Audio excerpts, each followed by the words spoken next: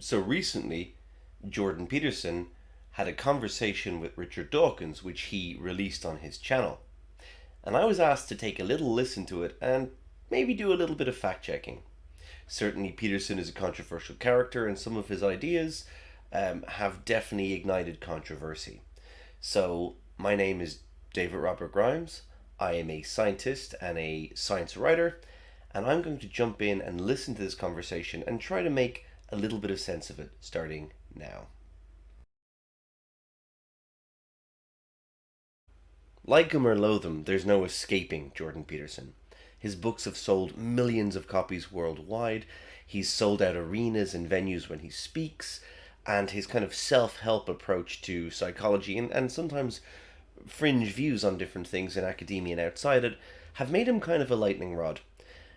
Now, Richard Dawkins needs no introduction. He is a world famous science writer, public intellectual, and has been in the game a very, very long time. Their conversation to me was a very strange one. I was asked to have a little listen to it and to see what I made of it. And one of my big problems with following it, and maybe you'll see it in this video too, is that sometimes Jordan Peterson's views feel to me like a Rorschach test that anyone can project whatever meaning they want onto them. They're a little bit too nebulous, a little bit too ambiguous, a little bit sometimes vacuous. And that would be a criticism I persistently have. Also, I should warn you, in this conversation, when I say it's a bit one sided, I think that's an understatement. Richard Dawkins doesn't really get many words in. Peterson jumps from topic to topic quite erratically and with no clear logic as to why he's jumping from topic to topic. Nevertheless, I have tried to lay it out as sensibly as I can interpret from the audio, and I've tried to fact check where I need to. I've tried to be fair, but I've also kind of been harsh in the standard I use as well. And the reason for that is I think if you have an audience of many millions of people who listen to you and take your word as gospel, well, then sometimes your prophets do need to be investigated a little bit about what they say. So I'm going to use this conversation as a jumping point and let's just go into it. I'm going to just take some points. Now, again, remember, Peterson segues rather wildly between topics. It's like a game of Mad Libs came to life at times. And I think that can make it difficult to follow. But I've grabbed some highlights of things that Peterson says and I've tried to then reflect on them to see if they make any sense. So without further ado, let's jump straight in at the beginning. Mandatory racial sensitivity training. And I know the literature pertaining to the implicit association test, let's say, which is the test that all these half-wit HR types use to diagnose your implicit bias. And then there's no evidence whatsoever that the training programs work, and some evidence that they're actually counterproductive, has neither the predictive validity nor the retest reliability to be used in an ethical manner as a diagnostic test. In Peterson's defense here, there is an ongoing scientific dispute over the efficacy and utility of implicit bias training. There's evidence to suggest it might have some effect, and there's evidence that suggests it has none. And again, this, by the way, is not unusual in the scientific literature over any intervention, psychological or medical. There's probably not enough evidence to mandate it, and that's probably a fair enough point. Universities have eaten up 70 cents of every dollar that the American federal government pumped into student aid. It's almost all gone into the hands of administrators. So I could not find any source for this claim.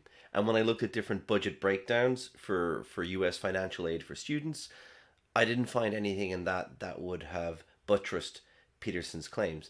There may be some interpretation of those figures if you're wondering how much goes towards educational administration, but I think saying that 70 cent per dollar is going to administrators is probably a gross exaggeration. And unless I'm corrected on that, that's probably where I would leave it.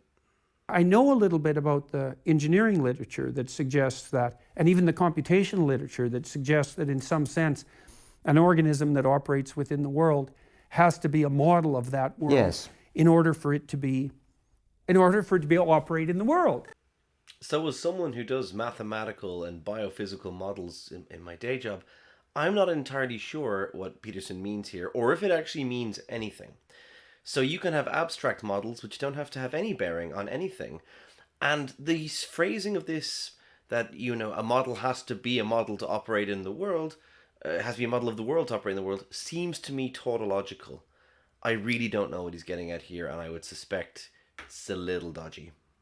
There is this idea in relationship to the idea of the incarnation that Christ could embody God through a process of kenosis. The scholastic theoreticians who made this case, because they were trying to account for how the entire cosmos, you might say, could fit in one body.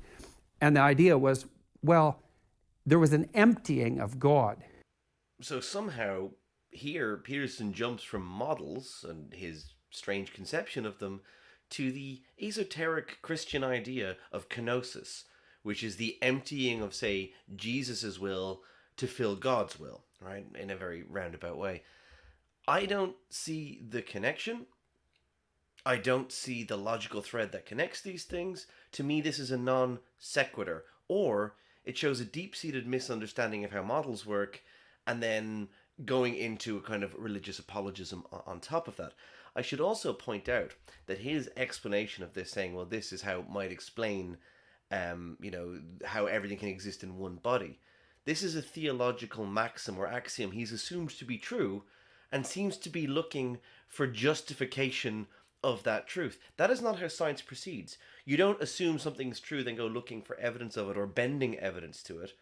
So to me, this is an article of faith being buttressed by a lot of hand waving, and I don't really think it has any bearing on anything. The interesting thing about a low resolution image is that it's an unbiased sample of the color space of the image, right? It doesn't have an ideological bent. So I just think this is not true. I mean, you are not going to be less prone to bias with lower resolution or less information. In fact, you're going to be more overwhelmed by outliers and anomalies in data. So you don't get a less biased representation with lower resolution or less sampled data. You get something that's more skewed or prone to be skewed. So no, this doesn't make any sense to me from an image processing or a mathematics or statistics point of view. Unless he meant something else, but no. Many people have suggested that at least one of the mechanisms that drove our rapid cortical evolution was stringent sexual selection, primarily applied by females to males. I think that might be Geoffrey Miller who suggested that. Okay. And so then the question is, what exactly is it that's driving human female sexual selection? And that's really what I wanted to talk to you about, because that would be incorporated in us as a model. If women are looking for a kind of ideal, let's say, in a mate, then as they exercise their hypergamous choice, the male is going to come to ever more closely approximate that ideal, whatever it is. And that's going to be an implicit ideal, because none of that's conscious, obviously. Yes. If I'm understanding Peterson's argument correctly, he's suggesting that the fact that there is things like sexual selection means that there must be an archetype that we all aspire to, or females of a species aspire to. And this is a very Jungian psychological mode almost, but I think it very much understands or misunderstands evolutionary biology. The way that things end up is not a thought out process. It is the selection of traits that are beneficial to survival, and including mating, which is kind of important for that.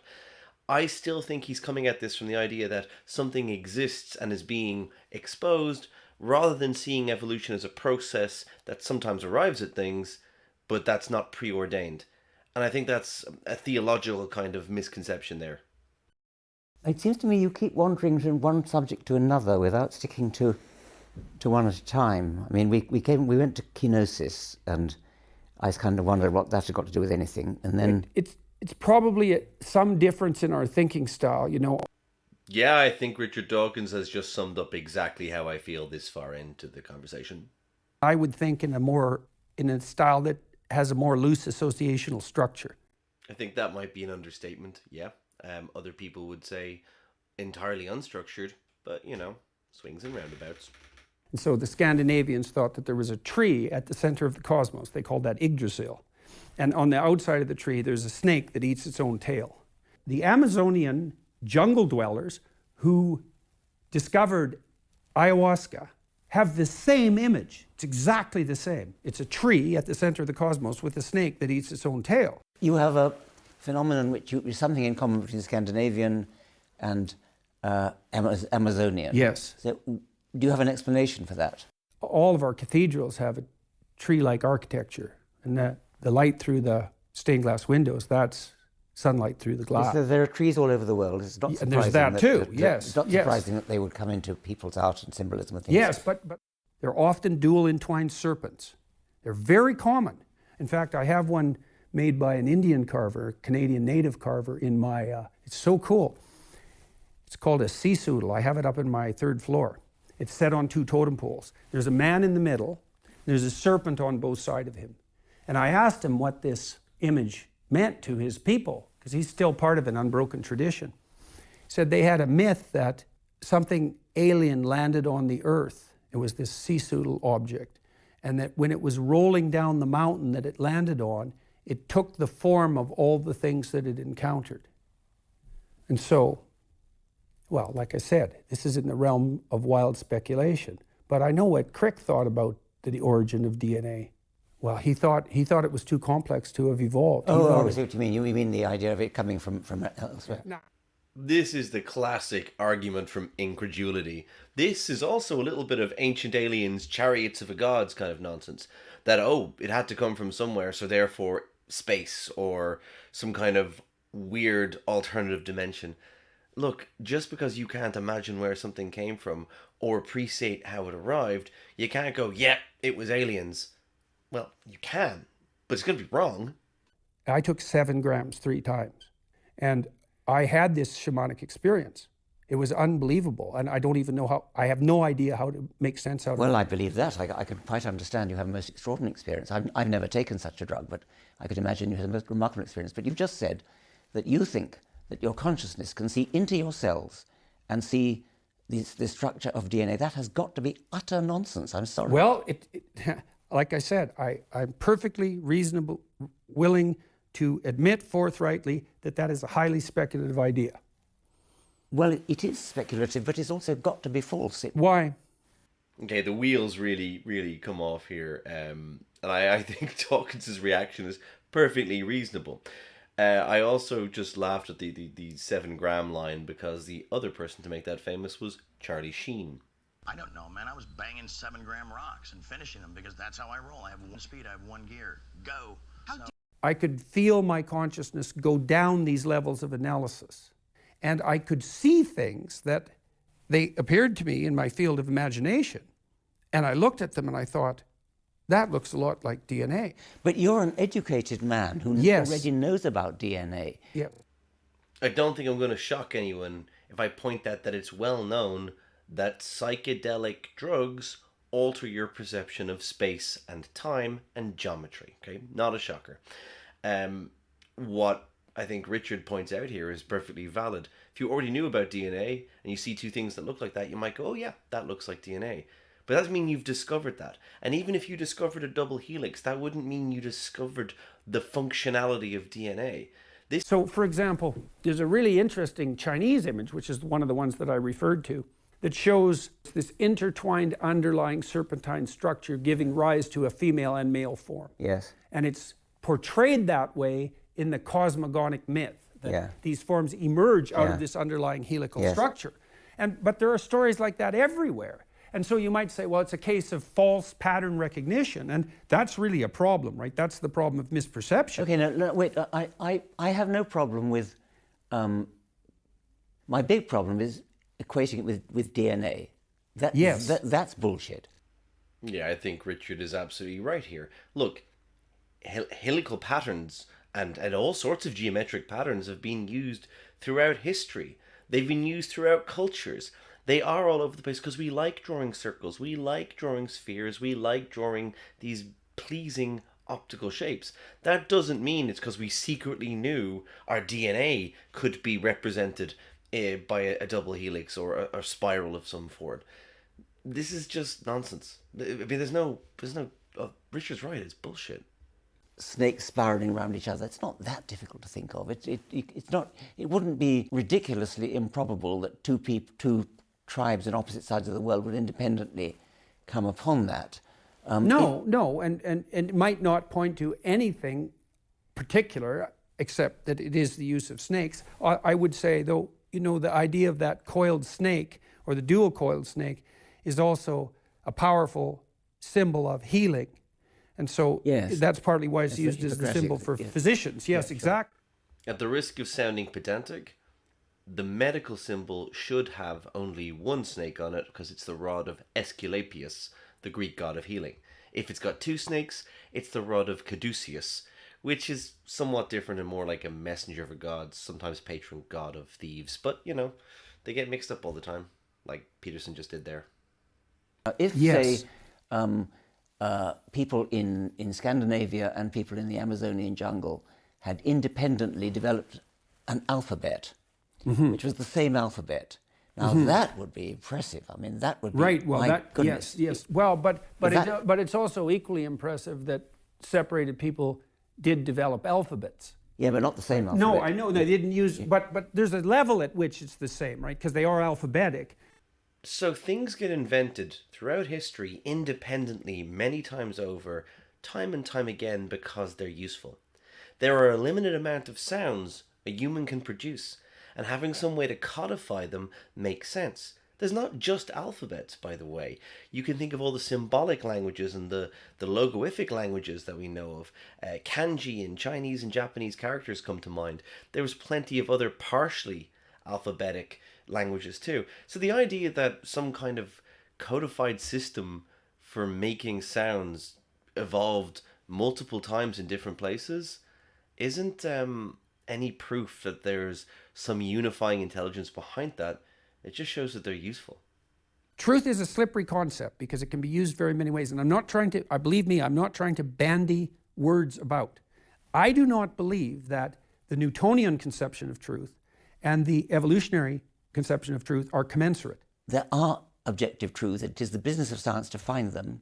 And science has tools for stripping off subjective bias, for stripping off self-deception. Yes. And that's why we do double-blind trials Absolutely. in medicine. It's why we so use random assignation to group as well. Yes. Absolutely. Okay. And who can argue with the power of the scientific process? But I would also say that the religious people that you've debated, they lose before they open their mouths because they don't notice that you impose this realist metaphysics on the argument before it starts. So here, again, Peterson is using terms from philosophy. I'm just not convinced he's using them correctly. By definition, most scientists will be realists. They believe there's a correspondence between their philosophical conception of truth or observables and some external agent, in this case, the real world. I don't think that that's particularly shocking. I don't think that Richard is slipping it upon his audiences. I think that's kind of part and parcel of doing science. I didn't realize at all that a data set is, imagine I've had data sets that had, 5,000 participants and 200 rows of variables. It's like, there's a lot of information in that data set. And so then the question is, how the hell do you derive a valid conclusion from that plethora of information? Because you could report all sorts of meaningless correlations, right? They would be spurious, but also practically useless. So the problem that Peterson alludes to here is a very real problem. If you just perform random statistical analysis on data sets, you will get plenty of meaningless, but sometimes significant, correlations between things just by chance. But that's why it is really bad practice to just randomly try to find patterns in science. What you're supposed to start with is some kind of hypothesis about how two things may interact.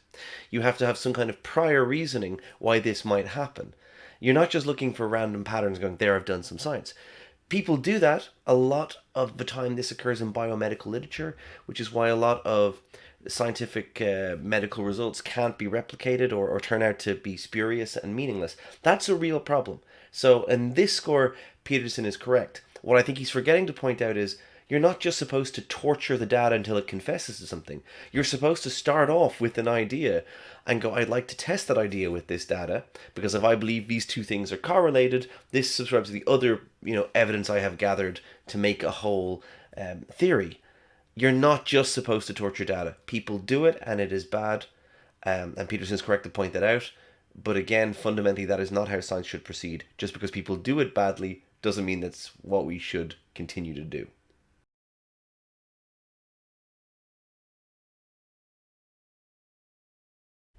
So, what's the conclusion of all this? Well, I think again, it is a showcase of Peterson jumping from topic to topic with a kind of very surface level understanding of some of it. And maybe it's his training in Jungian psychology itself, this finding of patterns, that he links ideas that maybe don't have as deep a link as he thinks they do. This makes it really hard to listen to, by the way. It was really a slog to get through this conversation, and which is a shame because Dawkins is usually such an invigorating speaker, but he didn't get to speak here. Mainly when he did speak, he was asking Peterson to get back on track. I wish I could have said that to Peterson too, because it went randomly from topic to topic in a kind of useless way. But I think, sounding a bit cynical for a moment, I think that's very much the modus operandi of Jordan Peterson. I suspect one of the reasons he is so popular is that his words are vague enough that people can project to some extent their own biases and prejudices onto them. They are, to quote an academic term, pseudo-profound bullshit. They sound an awful lot deeper than they actually are. And they're delivered with an authority that comes with Peterson and his credentials that probably gives them more credit than they really deserve. That might be a bit of a cynical reading, but based on this conversation, I really didn't see any great depth of insight, and certainly not something that could justify selling millions upon millions of books. I shared Dawkins's exasperation, and I wonder if Peterson's audience did a little bit too. Maybe it feels like I'm screaming the emperor has no clothes, but I've never really felt any great depth to Peterson's thinking, and this has not disabused me of that notion. Anyway, hopefully that was useful, and I will leave it there because I think we've spent enough time on this, and some of us desperately need a drink after that.